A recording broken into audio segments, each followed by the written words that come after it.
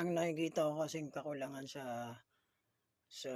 English natin do'n sa mga lalong-lalo na sa English na pag-a-apply natin sa call center 'no, is yung reason of use. Hindi natin siya ginagamit araw-araw 'no, and,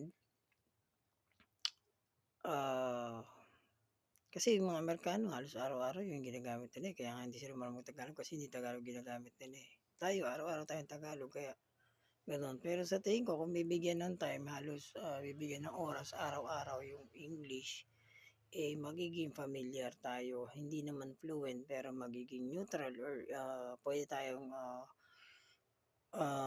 magkaroon ng mga general, input, sa pagbabasa, pag-practice magbasa at, sa pag-practice yung pag-initiate magsalita ng English 'no.